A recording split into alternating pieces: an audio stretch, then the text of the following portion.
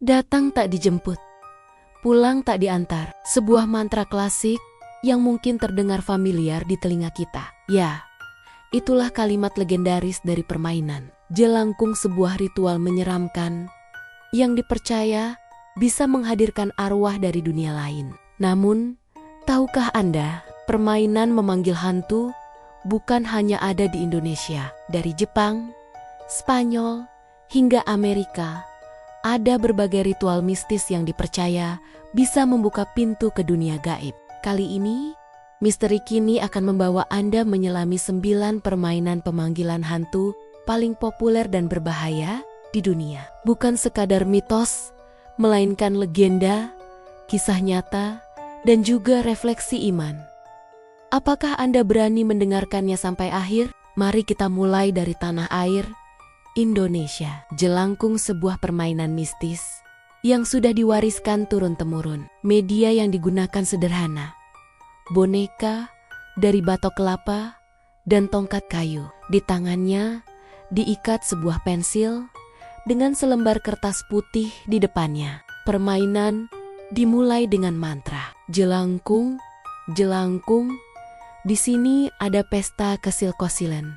Datang tak dijemput, pulang tak diantar. Konon, roh yang dipanggil akan menitis pada boneka itu. Pensil yang digenggam boneka diyakini bisa menuliskan pesan dari dunia lain. Namun, risiko mengintai. Banyak yang percaya roh tersebut bisa menempel pada pemain, bahkan membawa petaka hingga kehidupan mereka berantakan.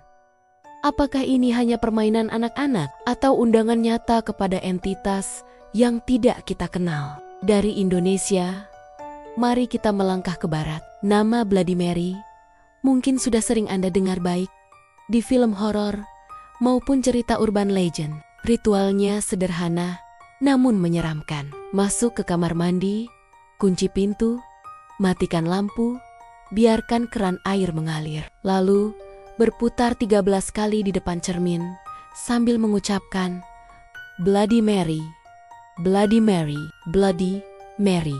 Beberapa kesaksian menyebutkan sosok wanita dengan wajah penuh darah akan muncul di balik cermin. Ada yang hanya menatap, namun ada pula yang percaya ia bisa keluar dari sana untuk menghantui Anda selamanya. Bayangkan, berdiri di depan cermin yang gelap dan tiba-tiba sepasang mata merah menatap balik dari pantulan. Apakah Anda berani mencoba? Di Jepang, ada permainan mistis yang dikenal sebagai darumasan atau the bath game. Permainan ini hanya bisa dilakukan di kamar mandi yang memiliki bathtub. Ritualnya dilakukan tengah malam. Seseorang mandi sambil membayangkan arwah wanita bernama Daruma yang mati tenggelam. Saat itu, roh Daruma diyakini hadir dan permainan pun dimulai. Sebuah kejar-kejaran gaib antara pemain dan roh hingga pagi hari. Syaratnya jelas dan keras. Jangan kembali ke kamar mandi sebelum matahari terbit. Jangan menguras bathtub sebelum permainan selesai. Dan yang paling penting, jangan sampai tertangkap. Jika gagal, konon roh Daruma akan menghantui pemain sepanjang hidupnya. Permainan ini menunjukkan bagaimana budaya Jepang begitu kental dengan ritual yang melibatkan dunia arwah.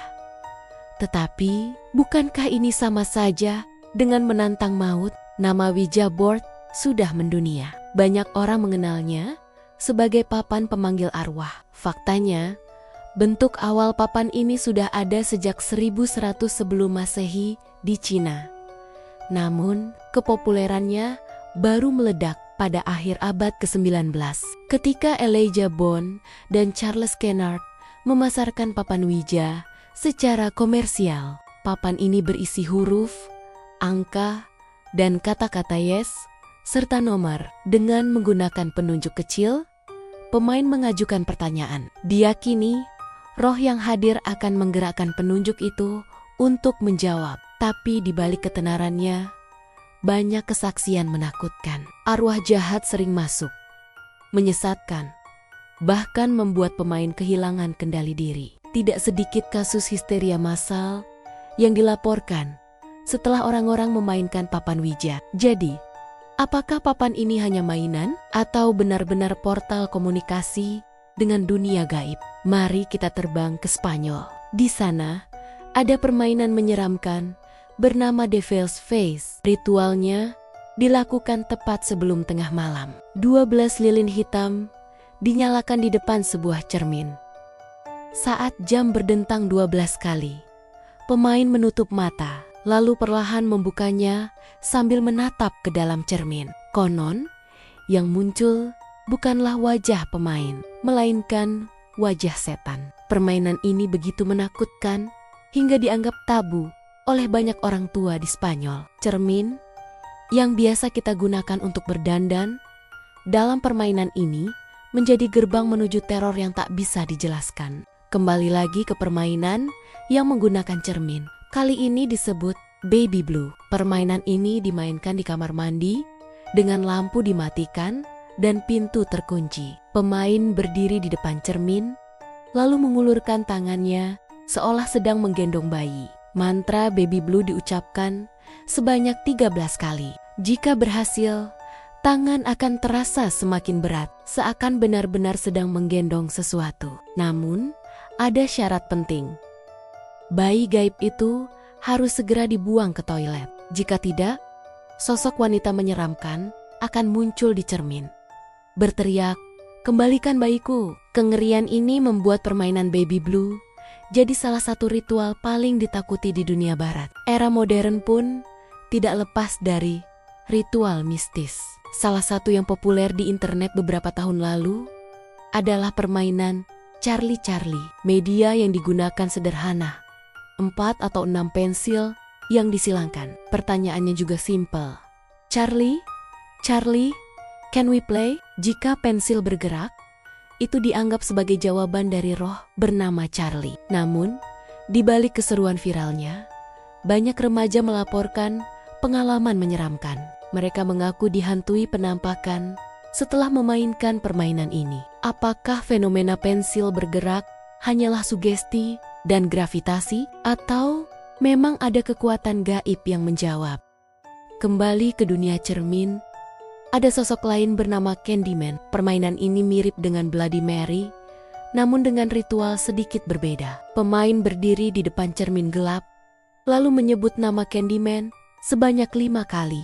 Jika berhasil, mata merah menyala akan muncul di balik pantulan. Konon, jika tidak segera menyalakan lampu dan berlari ke tempat terang, sosok itu akan keluar dari cermin dan membunuh pemain. Sebuah legenda yang begitu mencekam hingga diadaptasi ke layar lebar. Berbeda dengan permainan lainnya, ritual Lady in White menyasar sisi emosional manusia. Bagi mereka yang kehilangan orang tercinta, permainan ini menawarkan kesempatan bertemu kembali. Caranya, masuk ke kamar mandi, matikan lampu, ucapkan Lady in White 5 kali, lalu sebut nama almarhum yang dirindukan. Banyak yang percaya wajah orang yang sudah tiada akan muncul di cermin. Namun, dari perspektif Islam, jelas dikatakan bahwa arwah manusia tidak bisa kembali. Yang datang hanyalah jin yang menyerupai wajah orang yang kita cintai. Inilah yang membuat permainan Lady in White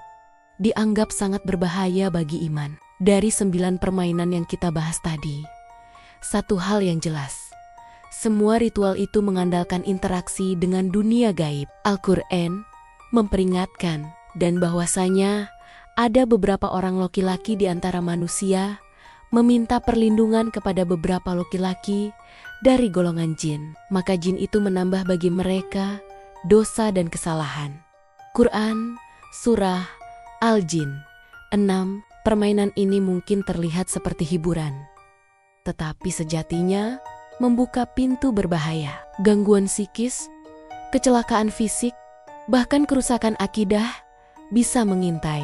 Rasa penasaran memang selalu mendorong manusia mencari sesuatu yang tak terlihat. Namun, apakah kita rela mempertaruhkan iman hanya demi sensasi? Dari jelangkung di Indonesia hingga Lady in White di Barat, permainan memanggil hantu selalu menghadirkan daya tarik misteri yang sulit ditolak. Namun satu hal pasti, semakin kita mendekat, semakin besar pula risiko yang mengintai. Bagaimana menurut Anda?